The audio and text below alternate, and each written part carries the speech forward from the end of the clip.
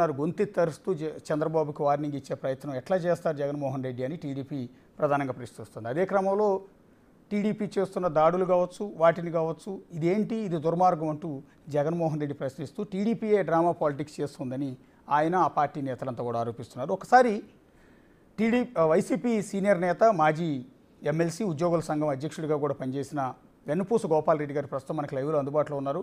గోపాలరెడ్డి గారు నమస్తే. సార్ నమస్తే. మీరు చాలా ఓపికగా మొత్తం ఇప్పటివరకు చూసుంటారు, మీరు ఓపికగా మొత్తం గమనించుంటారు అనుకుంటున్నాను. చాటభారతం చెప్పారు సార్, మీరు గమనించేది విన్నాను కూడా. ఏమంటారు, ఇప్పుడు ఏపీలో డ్రామా పాలిటిక్స్ నడుపుతున్నది ఎవరు?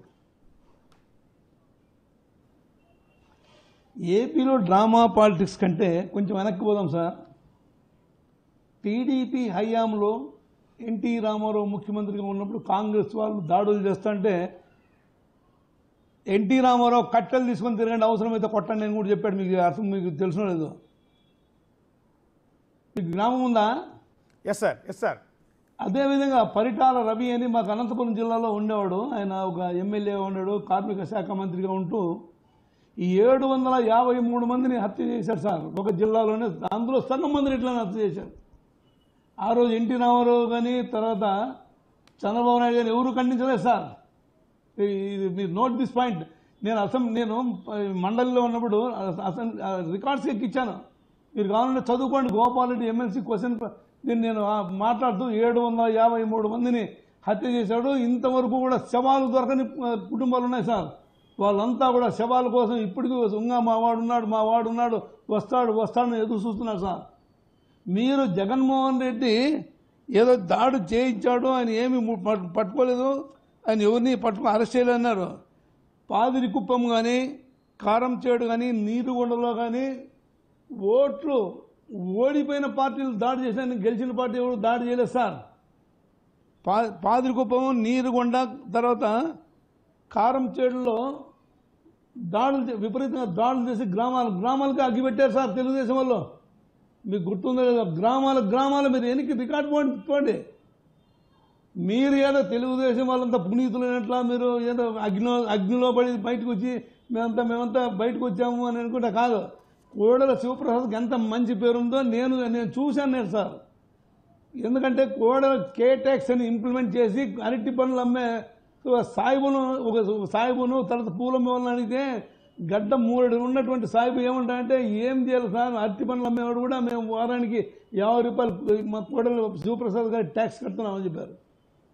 ఆయన కొడుకు కూడా తెలుగుదేశం పార్టీ మీద ఆరోపణ చేశాడు. తర్వాత చంద్రబాబు నాయుడు కోడెల శివప్రసాద్ ఇంటి పక్క కళ్యాణ మండపంలో పెళ్లికి అటెండ్ అయ్యి ఆ పెళ్లికి కోడెల శివప్రసాద్ ఇంటికి పోకుండా డైరెక్ట్గా వచ్చేసాడు. ఆ దెబ్బతో ఆత్మహత్య చేసుకున్నాడే కానీ ఇది వైఎస్ఆర్ కాంగ్రెస్ పార్టీకి ఆపాదించడం కరెక్ట్ కాదు. ఇది మీ స్వయంకృత అపరాధమే. ఏదైనా కానీ ఫర్నిచర్ తెచ్చుకుంటే వెనక్కి తీసుకుపోతాం ఫర్నిచరు. నేను గవర్నమెంట్లో నేను దాదాపు 36 సంవత్సరాలు ఎన్జిఓ పనిచేశాను. మొత్తం అంటే మన ఆఫీస్ నుంచి అవసరం వచ్చి తీసుకుంటాం, అవసరం వచ్చి వెనక్కి ఇస్తాము. అది కామన్గా ఉంటుంది. అంతేగాని ఏదో దొంగని చేసినా నువ్వు ఎత్తుకొని పోతే దొంగే, తప్పు కదా. నువ్వు without prior permission of the government నువ్వు తీసుకుపోతే తప్పే.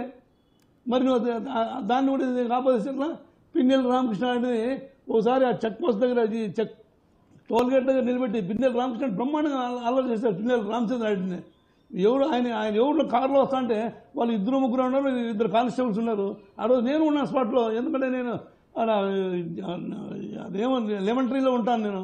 అప్పటికి ఆడ గలాడ చేసి ఆయన అటాక్ చేశారు ఆయన్ని. అయితే బయట పడినారు కానీ మీరేదో అది ఎవరైనా చెప్పిన ఉపాధ్యాయులు చెప్పింది ఆయన ఎవరని అన్ని అబద్ధాలు చెప్పాడు. ఆయన అభూత కల్పన చెప్తున్నాడు. ఈరోజు జగన్మోహన్ రెడ్డి గారు వార్నింగ్ ఇచ్చినంత మాత్రమే ఎందుకు టీడీపీ వాళ్ళు భయపడుతున్నారు? కూటమి ప్రభుత్వం భయపడుతుంది. ఎందుకు హెచ్చరిక జారీ చేసే కూటమి ప్రభుత్వం భయపడుతుంది. ఎందుకు మీకు అనుమానం ఉంది?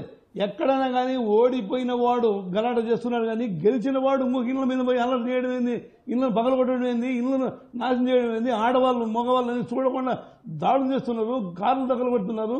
మీరు చూడలేదా? మీరు టీవీల్లో విజువల్స్ చూడలే? ఎంత అరాచకం చేస్తున్నారు. ఇదేంటో సైకో అనేది మీరు సైతాన్లు అయిపోయినారు సార్. టీడీపీ కార్యకర్తలు, తర్వాత ఈ బీజేపీ వాళ్ళు, తర్వాత జనసేన వాళ్ళు మీరంతా సైతాన్లు అయిపోయి దాడి చేస్తున్నారు సార్. కాబట్టి ఈ దాడులు మంచి కాదు. వార్నింగ్ ఇవ్వడంలో జగన్మోహన్ రెడ్డి గారు ఇప్పటికే లేట్ అయింది, ఎప్పుడో ఇవ్వాల్సింది. ఎప్పుడు అవసరమైతే ఇంకా కూడా ఏదో బలమైన మారణాయుధాలు తీసుకొని తిరగమని చెప్పలేకపోవడమే నేను బాధపడుతున్నాను. జగన్మోహన్ రెడ్డి గారు మీరు అవసరమైతే సికిల్స్ తీసుకొని తిరగని చెప్పాల్సిన బాధ్యత ఉంది ఆయన మీద. ఎందుకంటే ఏదో ఓడిపోయిందంటే ఒక సీటు 2 సీట్లు వచ్చిన వాళ్ళు మళ్ళీ నెక్స్ట్ గవర్నమెంట్ ఏర్పాటు చేసినా మీకు తెలుసు.